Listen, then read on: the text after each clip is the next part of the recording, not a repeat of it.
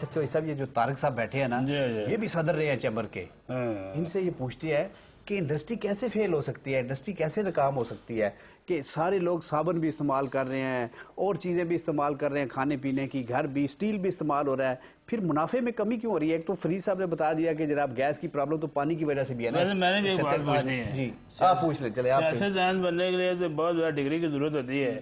میں مغل صاحب سے تھوڑی دیر بعد پوچھوں گا کہ یہ تاجر بننے کے لیے کون سی ڈگری چاہیے یار؟ پیسہ۔ جی طارق صاحب پہلے آپ۔ سر ایک تو میں ڈگری کے متعلق عرض کر دوں کہ ہم اللہ کے فضل سے جو ادھر سارے بیٹھے ہوئے ہیں ہماری ڈگریز کم از کم جینوین ہیں، ساری جینوین ڈگری، کسی کی جعلی نہیں ہے، پاویں جڑی مرضی کلاس دی ہوئے جڑی مرضی۔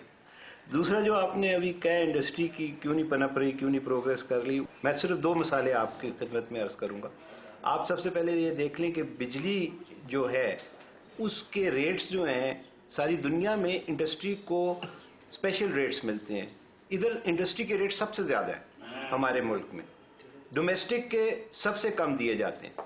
جب آپ سارا بوجھ انڈسٹری پہ ڈال دیں گے تو اب آپ دیکھ لیں کہ پچھلی حکومت نے وہ جو سرکولر ڈیٹ کا مسئلہ ہوا وہ اس لیے ہوا کہ ہیوی سبسڈیز دیں اور بعد میں پیپکو نے پیمنٹس نہیں کی، نہ آئل کمپنیز کو کی، نہ وہ گیس پروڈیوسنگ کمپنی کو، بجلی پروڈیوسنگ کمپنیز کو کی، جس کی وجہ سے آج وہ ہے۔ اور اس وقت اب گرمیاں ختم ہو گئی ہیں اور ہماری انڈسٹری 5-6 گھنٹے کی لوڈ شیڈنگ۔ گزارش میری یہ ہے کہ اب جو میں آپ کو بتانا چاہتا ہوں کہ ٹیکس کا آپ دیکھیں، اب جی ڈی پی میں مینوفیکچرنگ سیکٹر کا کنٹریبیوشن جو ہے وہ 24% اور ہم ٹیکس دے رہے ہیں 64%۔ جو باقی کے سیکٹرز ہیں لائک ایگریکلچر ہے، سروسز سیکٹر ہے، وہ ٹیکس ہی نہیں دے رہے۔ تو آپ فرما رہے ہیں کہ جی کیوں نہیں کری؟ اگر انڈسٹری جس طرح میاں اکرم صاحب نے پہلے کہا کہ اگر انڈسٹری پروگریس کرے گی صرف ہمارا فائدہ نہیں ہے، اس سے امپلائمنٹ جنریٹ ہوگی، ساری ملک میں خوشحالی آئے گی۔ انفارچونیٹلی جب تک آپ پرائیورٹیز صحیح نہیں کریں گے میں سمجھتا ہوں ہمارا ملک ترقی نہیں کر سکتا۔ بختیاری صاحب آپ کا میڈیسن کا بزنس ہے، آپ تو بڑے خوشحال ہوں گے، آپ بھی ان کی طرح تنگ ہیں، ٹیکس ٹوکس آپ بھی پڑھتے ہیں۔ ساڑی جڑی ترقی ہے یا خوشحالی ہے ادھی بنیادی وجہ ہے کہ ساڑی خارجہ پالیسی ٹھیک نہیں۔ جس ویلے تک اسی اپنی خارجہ پالیسی ٹھیک نہیں کریں گے ساڑا ملک کدی خوشحال نہیں ہو سکتا۔ بختیاری صاحب تسی انٹرنیشنل سطح تے چلے گئے ہو۔ میرا بنیادی نقطہ یہ ہے کہ اگر آپ نے پاکستان کو خوشحال بنانا ہے تو آپ اس ملک کو خارجہ پالیسی پہ اس کو آزاد۔ ایک منٹ ذرا تشریف رکھو ذرا۔ بختیاری صاحب کا مقصد یہ ہے کہ کنواں پاک کرنے کے لیے گدھا نکالنا چاہیے۔ ٹھیک ہے، بہت ٹھیک بات کی باتیں ان کی جرمن ہے۔ اور یہ جو 7 جوان بیٹھے ہیں نا اتنا اچھا کرکٹ کھیلتے ہیں، ٹچ ہی نہیں کرتے، ان کی اتنی اچھی فیلڈنگ ہے، میں تو کہہ رہا ہوں انہیں پاکستان ٹیم میں داخل کرنا چاہیے۔ تاجر بھی کرکٹ کھیل رہی ہے۔ تاجر تو بادشاہ افریدی تو چھکے مارتا ہے نا، یہ 10 اور 12 مارتے ہیں۔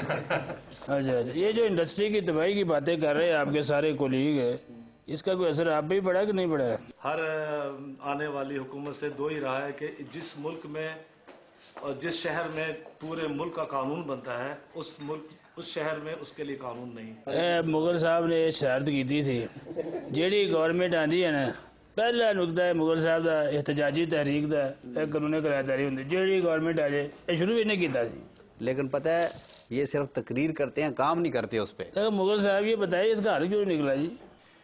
اس کا حل اس لیے نہیں نکلا کہ جی پراپرٹیز آپ دیکھیں کہ تمام جو ہے کسی بیوروکریٹ کی ہے، کسی سرکاری افسر کی ہے یا آرمی افسر کی ہے، تو وہ یہ قانون بننے نہیں دینا چاہتے۔ ہم نے تو کہا منصفانہ قانون کرایہ داری جس میں کرایہ دار کو بھی سپورٹ ملے اور مالک جائیداد کو بھی ملے، کوشش ہو رہی ہے۔ جس طرح بھائی نے کہا کہ انہوں نے کوشش نہیں کی لیکن اب پریکٹیکلی ہم نے مسودہ بنا کے دیا، ہو سکتا ہے اگلے ہفتے 15 دن میں مسودہ تیار ہو گیا۔ خالد چوئی صاحب نے چھوٹے تاجروں کے نمائندے، انہوں کا کام سن لو۔ اسلام آباد میں کوئی ہڑتال کرانی ہو، کوئی احتجاج کر رہا ہو، اس میں سب سے اول یہ پیش سیکٹری انفارمیشن میں اس بندے نے بنایا ہے۔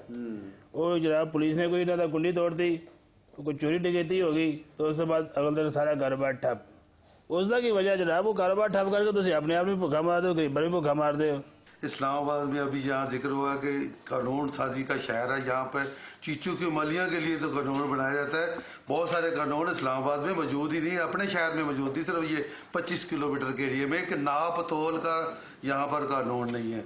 इस्लामाबाद में सबसे कम एस्को में सबसे कम पाकिस्तान में बिजली की चोरी होती है, ये रिकॉर्ड की बात है। और सबसे हाईएस्ट जो रेट है टैरिफ जो है वो भी इस्लामाबाद के लिए है।